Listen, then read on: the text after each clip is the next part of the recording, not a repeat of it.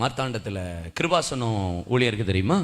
கிருபாசனம் அந்த மினிஸ்ட்ரியுடைய ஸ்தாபகர் சாது ஏசுதாசன்ற ஒரு தகப்பனார். அவர் சாது ட்ரெஸ் தான் போட்டிருப்பார், காவி தான் உடுத்தியிருப்பார், கல்யாணமே முடிக்காமல் கத்தரோட அவர் பக்கத்தில் போய் பேசுறதுக்கே பயப்படுவாங்க. அப்படிப்பட்ட தேவ மனிதர் அந்த மனுஷன். அவர் அவ்வளவு பயங்கரமான தேவ மனிதர். அவர் பார்த்தீங்கன்னா ஒரு தடவை அவரை குறித்து ஒரு வாழ்க்கை ஹிஸ்ட்ரியே இருக்குது. நீங்கள் படிச்சிருக்கீங்களா பாஸ்டர்? உங்களுக்கு தெரியலையா? ஐயோ, அவரெல்லாம் நான்லாம் அவரை பார்க்காம விட்டேனே. அங்கே போய் பேசியிருக்கேன் பிரசங்கம். இப்போ பெரிய கன்வென்ஷனில் 30,000-40,000 பேர் வருவாங்க. ஆனால் அவர் இல்லையேன்னு அவர் வாழ்க்கை சரிதையை பார்த்தேன். தூத்துக்குடியில் ஐபிஎம் சர்ச்சு, நான் ரசிக்கப்பட்டு போன சபை ஐபிஎம் பாஸ்டர் ஸ்டீஃபன் பாஸ்டர் சர்ச்சுக்கு போயிருக்கேன். அந்த சபையில் மூத்த போதகராக அந்த ஸ்தாபகர் மத்தியாசன்ற ஒரு பாஸ்டர். கன்வென்ஷன் நடந்திருக்கிற காலம் அன்றைக்கி இதே மாதிரி ஒரு ஜென்ரல் கன்வென்ஷன் சர்ச்சில் தூத்துக்குடியில். அப்போ அவர் மார்த்தாண்டத்தில் காஞ்சரகோடில் இருக்கிறார்.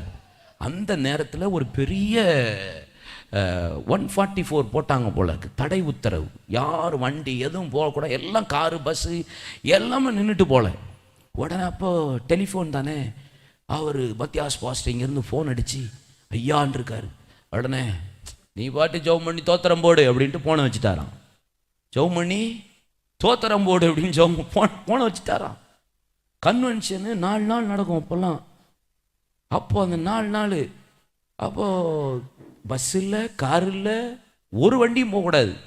திடீர்னு நைட்டு மிட் நைட் கதவை யாரோ தட்டியிருக்காங்க. மத்தியாஸ் பாஸ்டர் இந்த நைட் யார் கதவை தட்டுறான்னு சொல்லி கதவை திறந்தா இவர் நிற்கிறாராம். எவ்வளோ ஆச்சரியம் பாருங்க. இன்னைக்கும் அந்த சர்ச்சில் சொல்லுவாங்க, மத்தியாஸ் பாஸ்டர் அரண்டாராம். எப்படி வந்தீங்க? தோத்திரம் பண்ணு அப்படின்னு உள்ள போயிட்டாராம். யாருங்க எப்படி பிலிப்புவை தான் தூக்கிட்டு போனார்ல.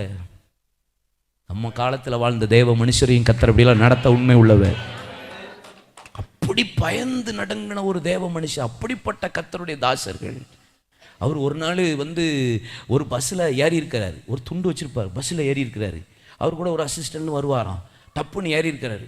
அந்த கண்டக்டர் யோ சாமி டிக்கெட் தாயா அப்படின்ட்டு இருக்காரு. காசு தாயா டிக்கெட்டுக்கு அப்படின்னு. நோ காசு அப்படின்ட்டு. ஆனாலும் இல்லைப்பா, யோ நக்கலாக இருக்கா, இறங்கும். சாமி உமக்கு சேட்டை தானே, இறங்கியா. நான் இறங்கினா பஸ்ஸு நவளாதுன்னு இருக்காரு. சீரியஸா, இறங்கினா பஸ்ஸு நவளாது பார்த்துக்கோ அப்படின்ட்டு இருக்காரு. போயா, அதெல்லாம் எங்களுக்கு தெரியும், இறங்கு அப்படின்ட்டு இருக்காரு. ஐயா இறங்கி அவர் பாட்டு நடந்து போயிட்டாராம். ஏன் விசில ஊதுன்னு ஊதிருக்கான் அவன். பஸ்ஸு யோ என்ன போக மாட்டேங்கியா வண்டி. டக்குன்னு கண்டக்டருக்கு அப்போ தான் ஷார்ப்பாக அடிச்சிருக்கு.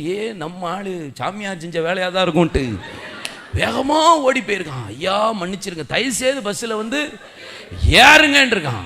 அவர் சொல்லுங்க, உன் பஸ்ஸில் மனுஷன் ஏறுவானா போ அப்படின்ட்டு இருக்காரு.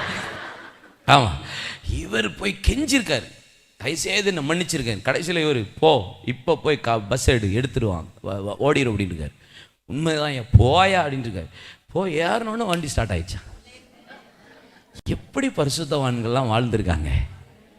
நம்ம சைக்கிள் கூட நவளாது, பஸ் எங்க தோத்திரம். நம்ம வாழ்க்கையில் எனக்கெல்லாம் இதை படிச்சுட்டு சப்புன்னு என்னையே அடிச்சுக்கிற மாதிரி தான் இருக்குது. எழுப்புதலுங்கும் கழுத ஒன்றுமே நடக்க மாட்டேங்க ஆண்டவரே, ஏதாவது செய்யுங்கப்பா அப்படின்னு தான் கேட்டுட்ருக்கேன் ஆண்டவர்கிட்ட. ஒரு தடவை ட்ரெயினில் போயிருக்கிறாரு. ட்ரெயின் ஒரு இடத்துல நின்றுருக்கு. டப்புன்னு இறங்கி பிளாட்ஃபார்மில் அந்த பெஞ்சில் படுத்து தூங்கிட்டாரான். அவன் ஐயா வண்டி எடுத்துருவாங்க, 2 நிமிஷம் தான் நிற்கும், போயா அப்படின்னு தூங்கிட்டார். அரை மணி நேரம் தூங்கியிருக்காரு. அவன்லாம் எடுக்க மாட்டான்னு அந்த ஸ்டேஷனில் அரை மணி நேரம் நின்ன சரித்திரமே கிடையாதான். ட்ரெயினே அரை மணி நேரம் அந்த தேவ மனுஷன் நிறுத்தியிருக்காருன்னா ஆண்டவர் அந்த மனுஷனுக்காக எவ்வளோ பெரிய காரியங்களை செய்கிறாரு. ஆமாம், நம்ம மூலியமாக இதெல்லாம் நடக்கணும்னு நான் விரும்புகிறேன். எத்தனை பேர் ஆசைப்படுறீங்க?